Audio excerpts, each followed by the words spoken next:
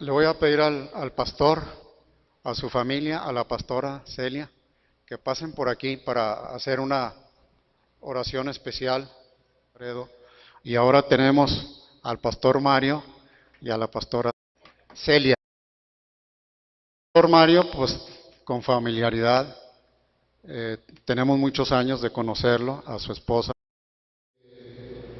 Así que sea usted bienvenido, hermano pastor Mario. La congregación los saluda, los saludamos en el amor de Cristo. Sea usted bienvenido, su esposa, su familia y Celia también. Nos vamos a tener aquí el tiempo que el Señor quiera. Sean ustedes bienvenidos, hermanos. Les voy a pedir para que pasen aquí, por favor, para hacer una oración especial. Y les voy a pedir a su familia. Padre, estamos delante de tu presencia esta mañana, porque tu palabra dice que cuán hermosos son los pies sobre los montes de aquellos que anuncian la palabra del Señor. Y aquí tenemos a tu siervo Mario, con su familia, bendito Padre, la hermana Irma, sus hijos, bendito Padre, y los estamos poniendo delante de tu presencia, Señor, para que, Señor, tú los cubras en el hueco de tu mano. Que tú, Señor, los pongas como la niña de tus ojos, bendito Padre. Igualmente a la hermana Celia, bendito Padre. Bendice a los papás de Celia, bendice su casa, bendice todo su trabajo, bendito Señor. Todo esto te lo pedimos en el precioso nombre de tu Hijo amado Jesucristo. Amén. Amén.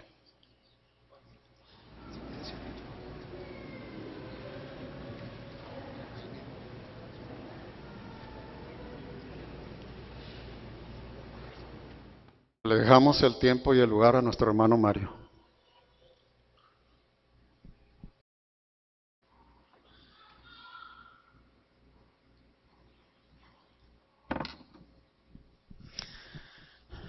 Pues buenos días, buenas tardes, hermanos, ya. Es un gozo estar aquí con ustedes. Yo espero que para ustedes también. Sabemos, hermanos, como decía el hermano Gilberto hace un momento, la itinerancia es parte de la Iglesia Metodista y pues sabemos que estamos sujetos, tanto pastores como iglesia, a cambios. Dios es un Dios, no es un Dios estático, es un Dios de cambios. Y así como pudiéramos ver la itinerancia como algo negativo, también lo podemos ver como algo positivo. Porque cada pastor tiene algo que aportar a la iglesia. Nosotros estuvimos, al igual que el pastor Jesús Elizondo, aquí en este lugar 10 años, en la Iglesia del Divino Redentor, hermanos, de aquí de la colonia Chapultepec, en San Nicolás. Y sabemos que el pastor que ha llegado allá a aquel lugar, pues traerá una nueva, no visión, porque la visión es de la iglesia, es de Dios para la iglesia, pero sí una nueva etapa, un nuevo ministerio, porque cada pastor tiene su propio ministerio y es de bendición para la iglesia. Vamos a orar, hermanos. Incline su rostro.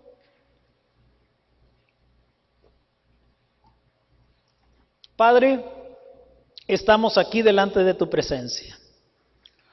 Te damos gracias, Señor, porque no estamos solos, porque verdaderamente uno mayor que el templo está aquí.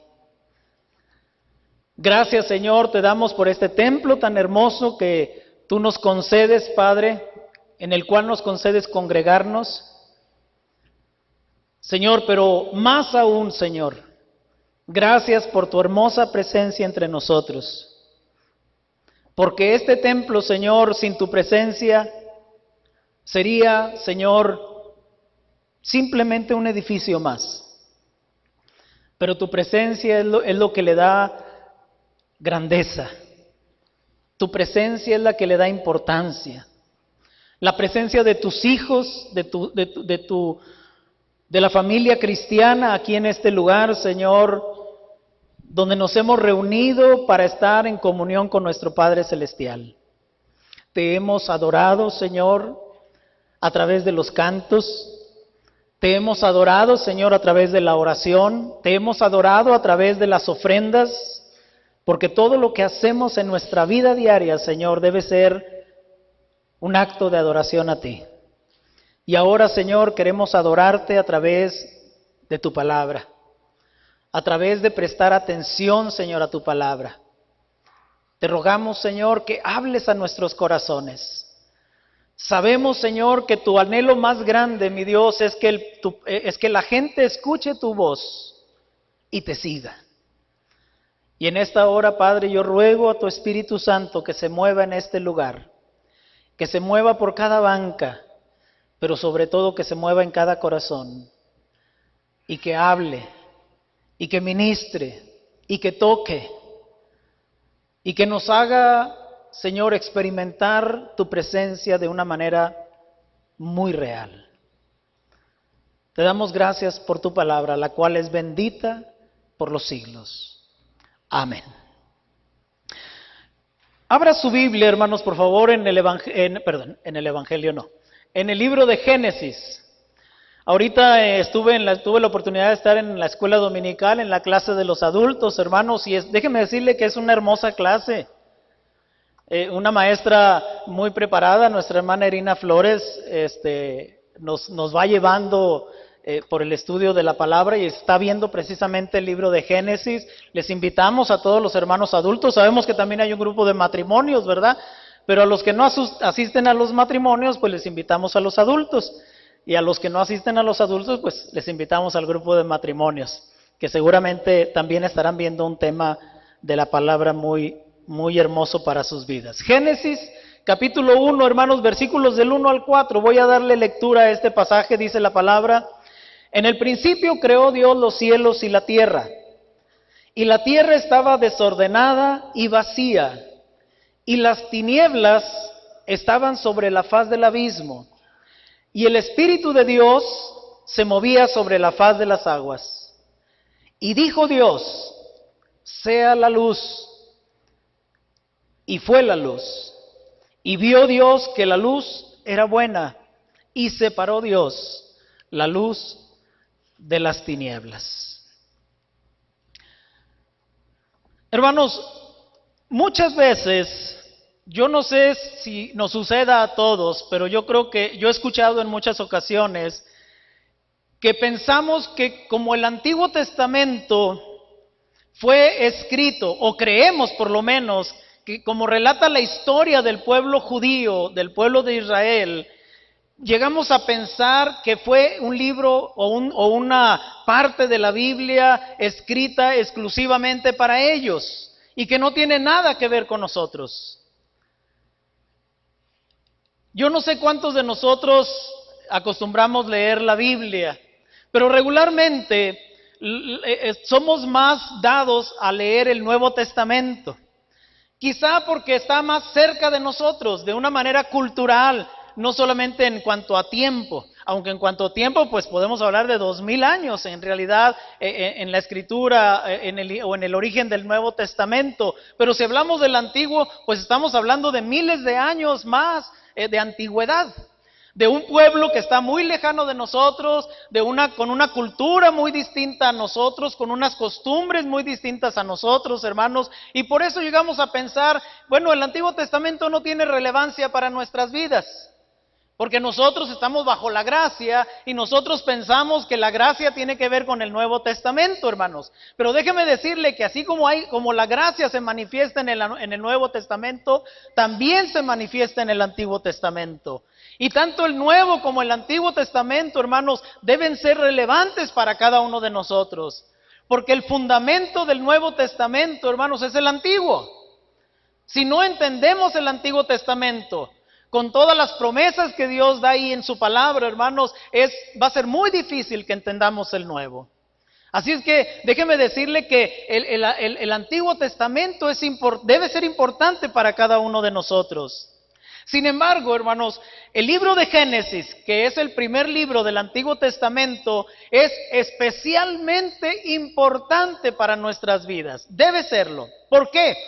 Porque explica el origen del universo, entre otras cosas.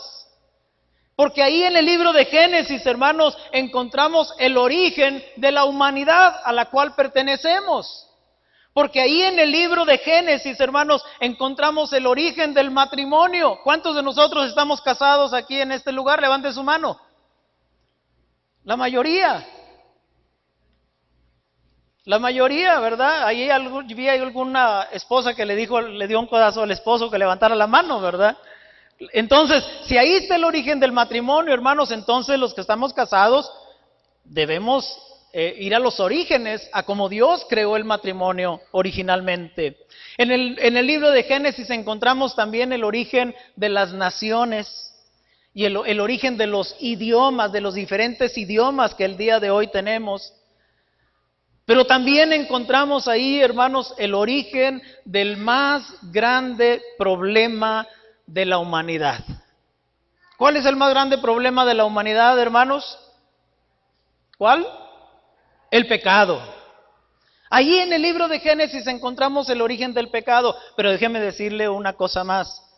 También encontramos ahí en el libro de Génesis el origen del gran plan de Dios para contrarrestar el pecado y sus efectos dañinos y destructores que han venido a traer al mundo, a la humanidad entera. Y ese plan de Dios, hermanos, que vino a culminar con la venida de nuestro Señor Jesucristo como el Salvador del mundo. Quizá también hemos escuchado, hermanos, que en el libro de Génesis se encuentra la primera referencia que hace la Biblia con respecto a la venida o a la encarnación de nuestro Señor Jesucristo. Y por consiguiente, hermanos, a la primera promesa de salvación que se encuentra en la Biblia y que aparece en el capítulo 3, versículo 15.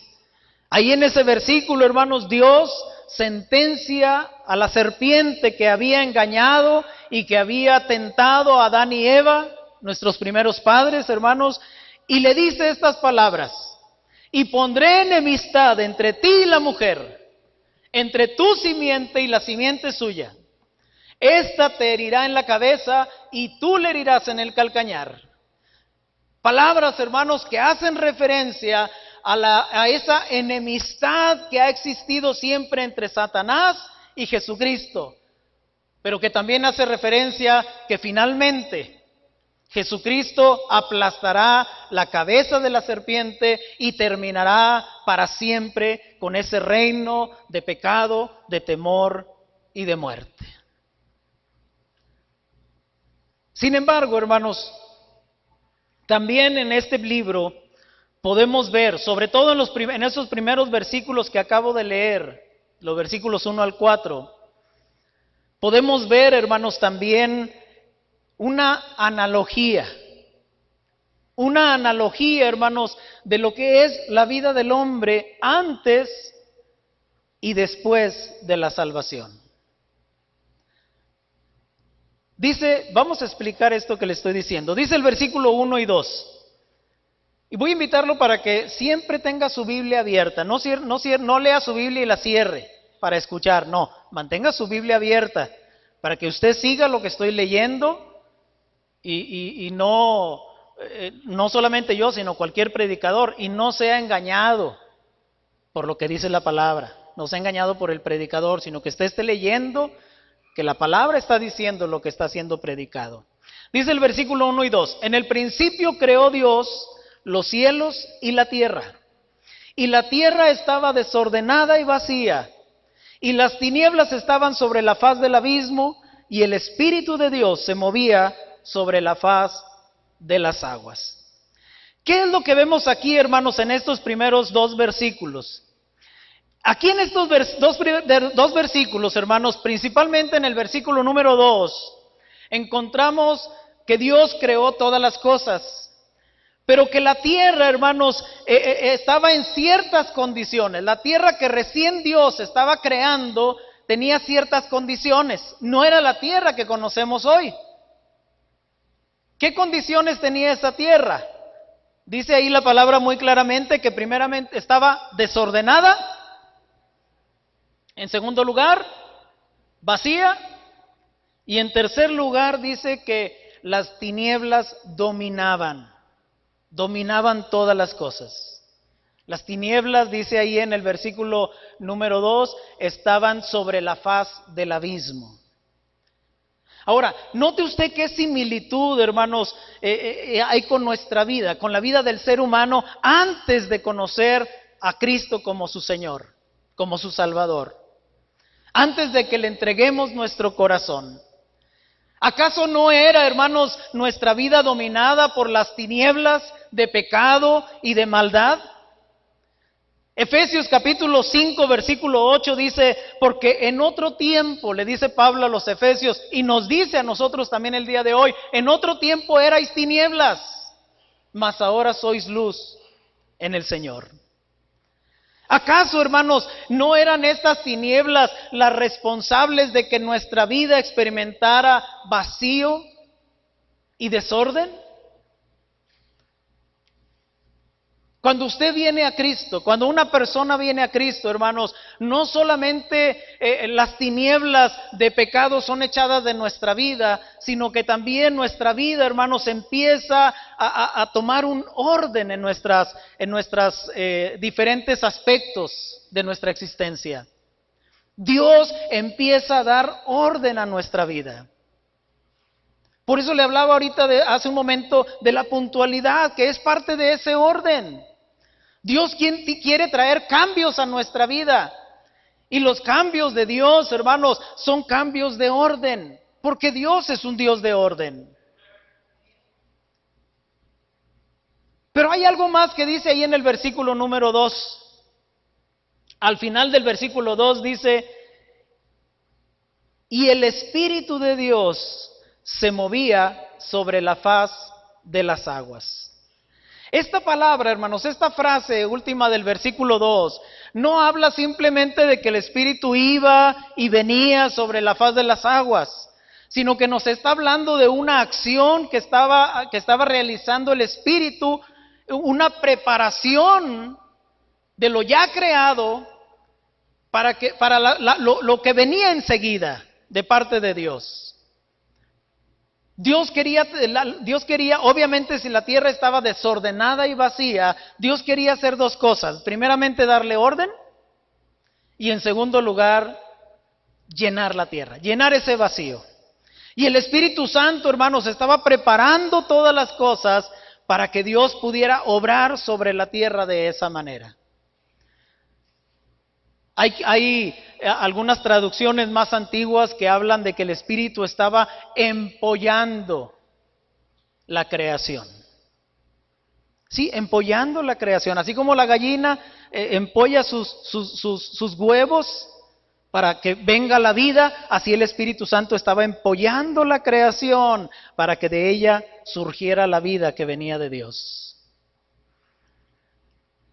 Del mismo modo, hermanos, antes de conocer a Jesús, usted podrá recordar, quizá es la experiencia de cada uno de nosotros, que antes de que conociéramos a Jesús, antes de que le entregáramos nuestra vida, nuestro corazón, ¿verdad que hubo diferentes momentos, diferentes tiempos, diferentes maneras como el Espíritu Santo estuvo preparando nuestra vida?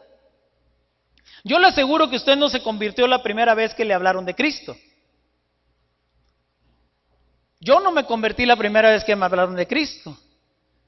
Muchas veces, diferentes personas y de diferentes maneras, no solamente a través de personas, sino de diferentes maneras Dios hablaba a mi vida. Pero yo no le hacía caso.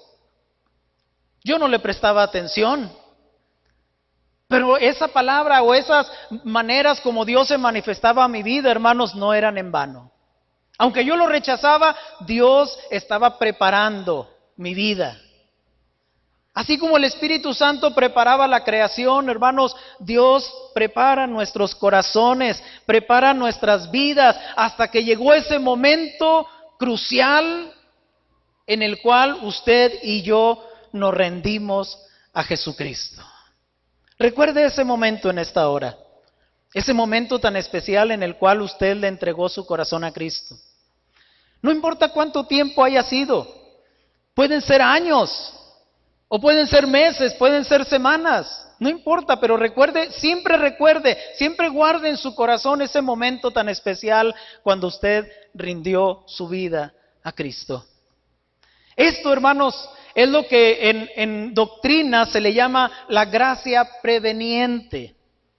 Es decir, aquella obra del Espíritu Santo en la cual toca, sensibiliza y prepara el corazón del no creyente para que preste atención a la verdad del Evangelio. Y lo capacita para responder positivamente en fe a la palabra de Dios. Esa es la obra del Espíritu Santo, hermanos. De esta manera nos damos cuenta, hermanos, que es Dios y no el hombre el que toma la iniciativa en la salvación. La palabra de Dios dice en Romanos capítulo 3, versículo 11, y usted seguramente lo recordará, dice, no hay quien busque a Dios, no hay quien entienda. Hermanos, si Dios nos abandonara a la humanidad, no habría una sola persona que buscara a Dios. Así lo dice la Biblia. No hay quien busque a Dios, no hay quien entienda. En otras palabras, hermanos, nadie puede ser salvo sin ser llamado primero por Dios. Si usted y yo nos acercamos a Dios, es porque Él se acercó a nosotros primero. En una de las cartas de Juan lo dice con unas palabras similares. Nosotros le amamos a Él. ¿Por qué? Porque Él nos amó primero. Esa es la obra del Espíritu Santo, hermanos, que empieza a despertar en nosotros una sensibilidad hacia las cosas de Dios, que empieza a hacer que nos demos cuenta de que en nuestro interior hay una necesidad de Dios, de un Dios que quizá en ese momento no conocemos, pero que de alguna manera el Espíritu Santo nos revela su realidad. La Escritura, hermanos, dice en Juan capítulo 6, versículo 44, ninguno puede venir a mí, dijo Jesús, si el Padre que me envió no le trajese. Fíjese, ninguno puede venir a mí, dijo Jesús, si el Padre que me envió no le trajese. Usted y yo no estamos en el camino del Señor por propia voluntad solamente, sino porque Dios nos llamó, sino porque Él, como dice allá en Apocalipsis, he aquí yo estoy a la puerta y llamo. Si alguno oye mi voz y abre la puerta, entraré a Él, cenaré con Él y Él conmigo. Por eso estamos en sus caminos, hermanos. No porque seamos mejores que los demás. No quitémonos eso de nuestra mente. No somos mejores que las personas que están ahorita allá afuera y que no conocen al Señor.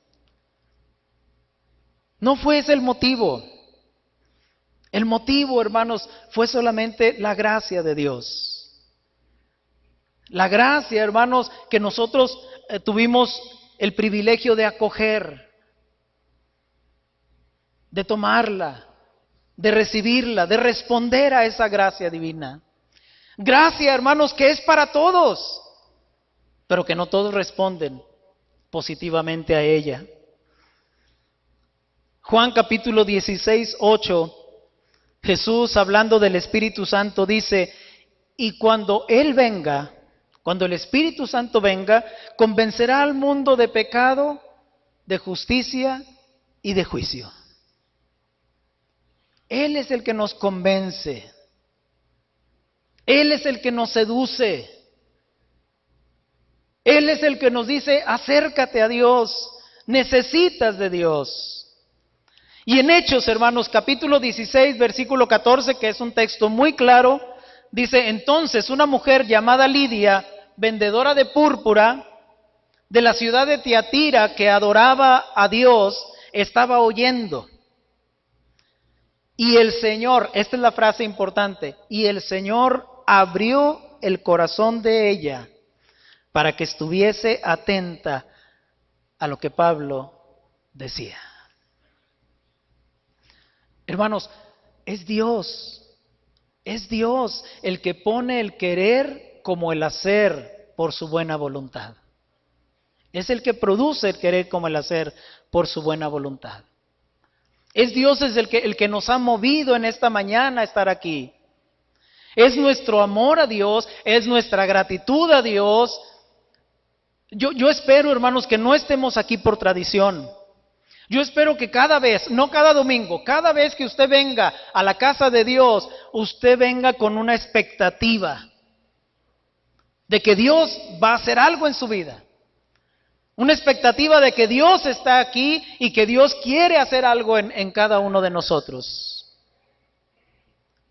Porque esa es la única manera de recibir, hermanos. El que no espera nada, no recibe nada.